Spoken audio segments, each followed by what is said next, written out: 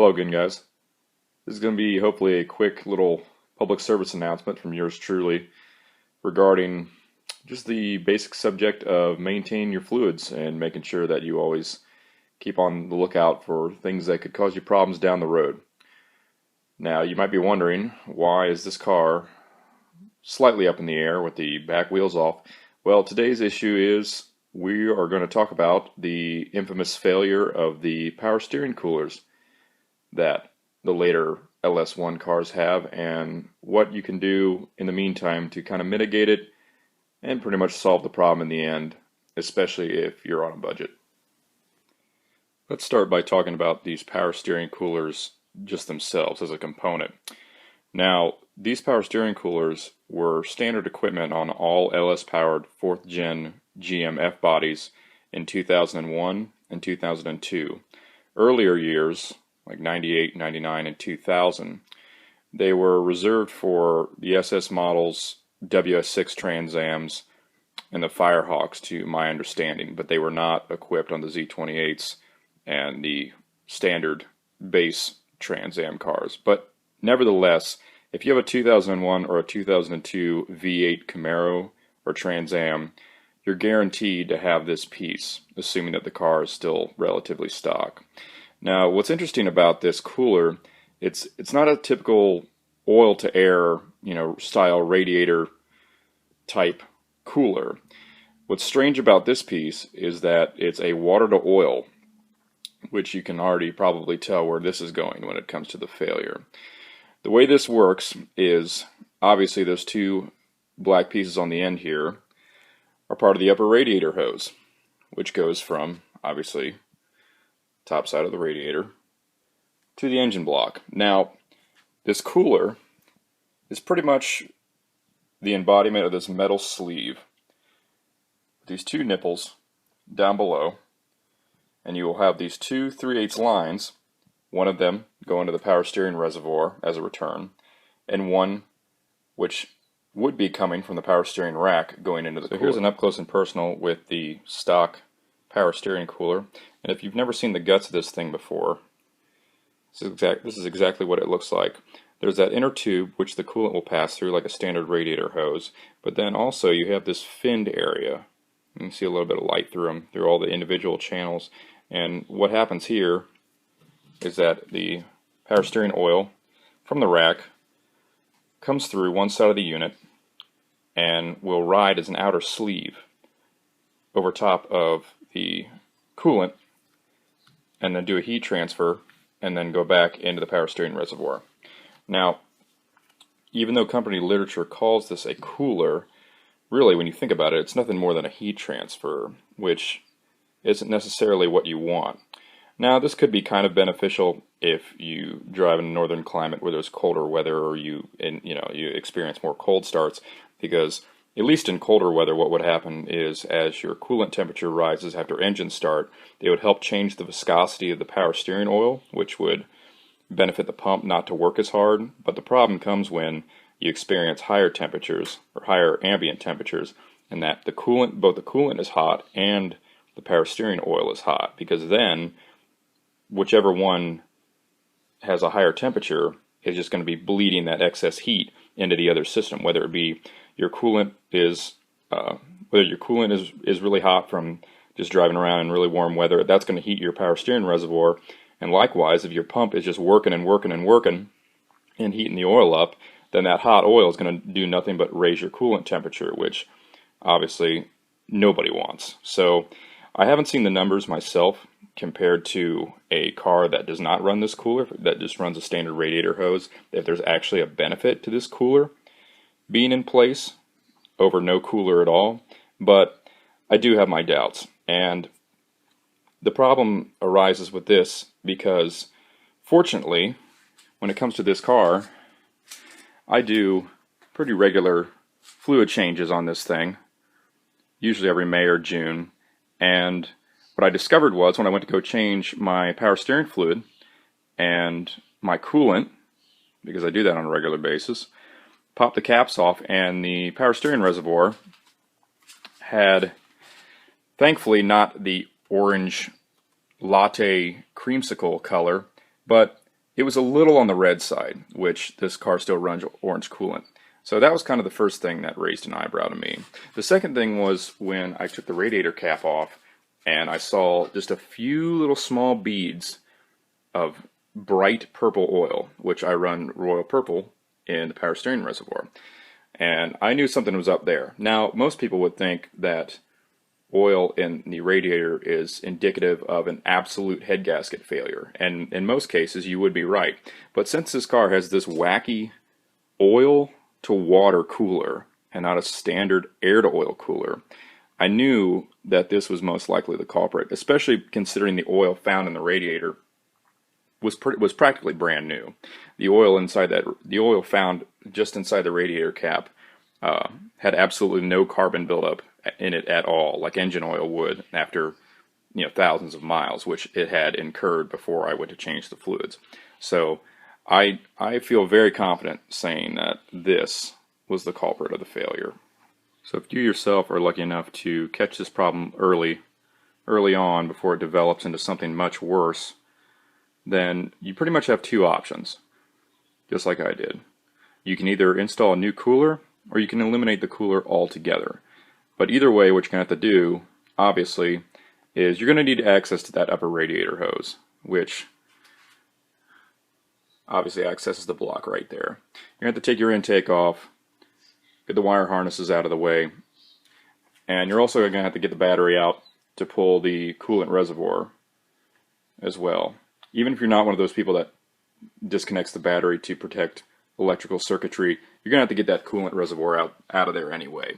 So, because I strongly recommend flushing or washing that out completely along with the coolant system if you detect any oil in it. So, go ahead and take the intake off, get that all out of the way. You can see on the later years, on the later cars, get the air return line off and all of that. But you're going to need access to those hoses because you're going to have to take that old cooler off and the lines off up top here. So here we are underneath the nose of the car, looking back. And if you take the route that you just want to eliminate the cooler altogether and you don't want to run one, period, you just want to free up some space and get rid of the hassle of it, then all you need to do is find the hard line that's going from the power steering rack, or coming from the power steering rack, which is that one right there, that line right there, and run its flexible hose, which it's crimped into. This hard line goes into a crimp, into a flexible hose, if you can see the end of my finger there. Now run that flexible hose up into the bottom of the power steering reservoir because it has that 3/8 nipple that will easily accept that flexible line. And just put a hose clamp on the end of it. And that's it. It's actually a perfect length. It should fit to that power steering reservoir, and that'll be like a standard Z28 setup. So straight from the rack up to the reservoir, that's it. One hose, you're done.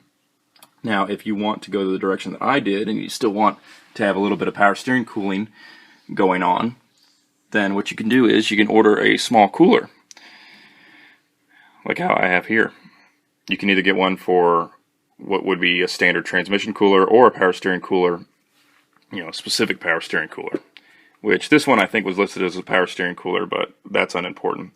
Hopefully I'll post a link to the vendor site that I got this from, or maybe the model number. I'm not going to try and describe it right now, but in a general sense, it's really not that big, as you can see, compared to the air dam, and compared to the fan. It's really not that large. It's got 9/16 male ends on it, which I bought just two angled adapters into 3/8 barbed fittings for the lines.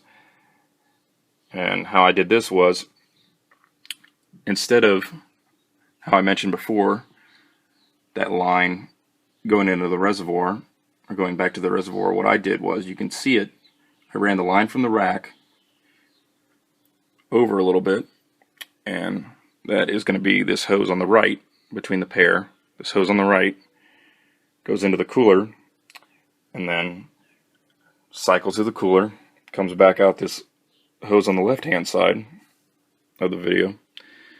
And this is just a piece of aftermarket hose, 3/8, should be the same size as the factory hose, and I ran this line back up to the reservoir.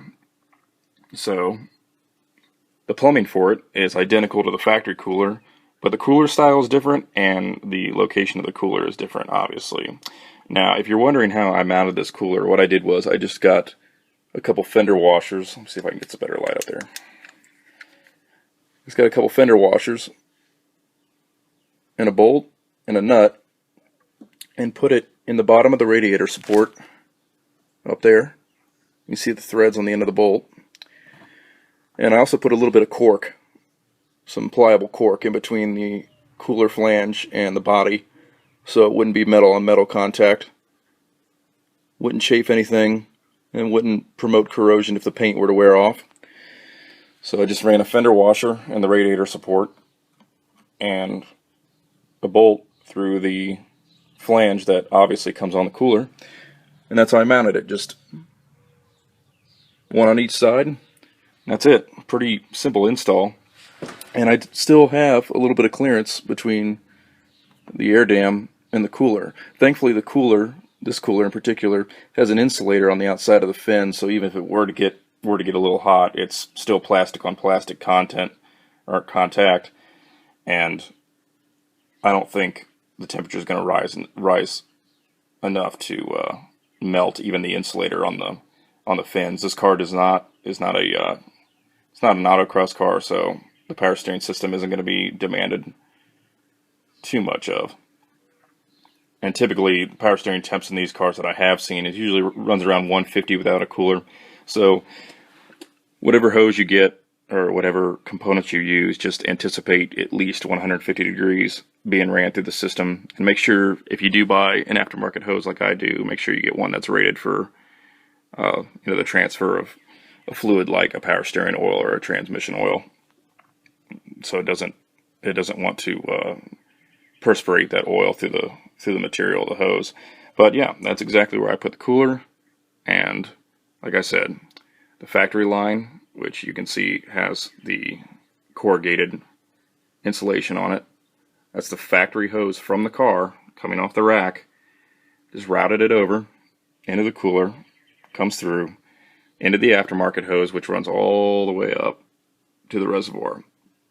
Now, when you're still down here, just make sure that when you're routing this hose, both of them, that you make sure that you clear the accessory drive and any other moving components, whether it be the internals of the fan or the belt itself or the pulleys. Make sure you're not going to have anything touch what it shouldn't be touching, especially if the car is going to be in movement, especially around corners when G-forces are applied or just vibration in general. Just keep in mind clearances and make sure you don't put things where they shouldn't be. And one thing I have not done at the time that I'm shooting this video is I need to zip tie the lines to the sides and in the areas that I want them in. Make sure that before you throw away your old power steering lines, that you keep this corrugated insulation from the factory lines so you can slip them onto the new ones to make sure that when these lines and this wiring harness from the fans come in contact with one another, that it's going to be an anti-chafe material.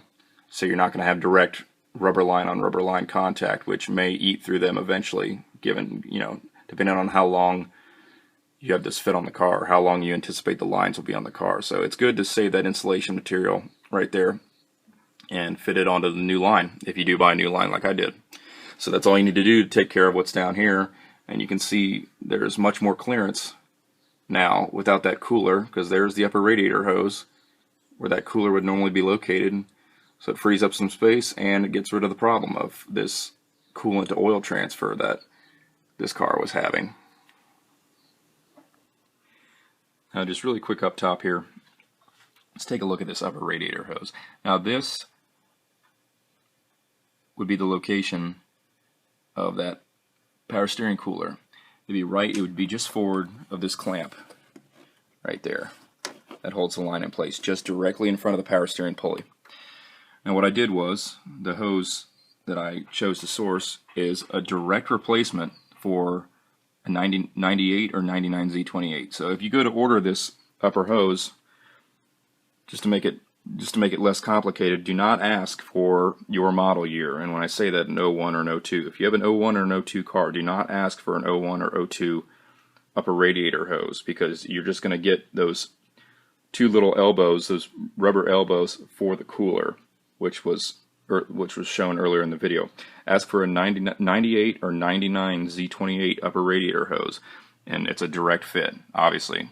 Same engine setup, all the framework's the same, the plumbing shape and the plumbing sizes are the same, and it'll work fine. After you get that on there, just make sure that if you haven't flushed your coolant system, your radiator, your coolant reservoir over there underneath the battery, make sure you get that all cleaned out, and make sure you got fresh fluid in your power steering reservoir, and put everything back together. Mainly just the intake. Like I said, the intake is like the primary thing you need off to get access to this, because if you try to leave that intake on, it's going to be a pain in the ass. Absolutely. So just make sure you get all the fluids cleaned out, you get that hose on there, and you have all the fittings for all the coolant plumbing and all the power steering plumbing tight and secure, and it should be just fine. Now, I myself, I'm not going to get any numbers in the near future when it comes to temperature changes with my aftermarket cooler. I'm just going to make sure that in the coming days and maybe a week or two, just make sure there aren't any obvious leaks. I'm going to double check the quality of both the fluids, both in the power steering reservoir and in the coolant itself, to make sure there isn't any transfer of those fluids like I was having before, and it should be all good. Like I said, this car is not an autocross car. If anything, it's straight line only. It's definitely a drag car only, so I don't have to worry about massive power steering demands or massive heat being generated. And fortunately, this also being a low mile car, I was able to catch this problem early on before it got much, much worse. But even if you have a high mile car and you're still running that factory power steering cooler on there, at the very least, if you're not going to take that cooler off, just be very, very vigilant about your fluid quality, the quantity and the quality, especially the quality. Make sure you're just not getting that transfer of the power steering oil to the coolant, because it's going to trick. At the very least, it's going to trick you into thinking that you have a blown head gasket, which we all know that's not any fun. So just be really vigilant about your fluids, like you should be in any car, but especially in this application, especially if you have a 2001 or a 2002 LS-powered 4th Gen GMF body. It's going to be a problem, and you can either do preventative maintenance and eliminate this cooler altogether before it gets much worse, before it turns both the coolant and the power steering fluid into that, like I said, that creamsicle, that light orange coffee latte mess where it starts getting congealed and it turns into a solid, kind of like Dex Cool failure. It actually looks just like Dex Cool failure. Or you can let it ride, but if you let it ride, just stay vigilant, keep looking at it. Or like I said, you can take either the actions that I was describing underneath the car, run that line back into the rack, or run an aftermarket cooler and mount it wherever you would like.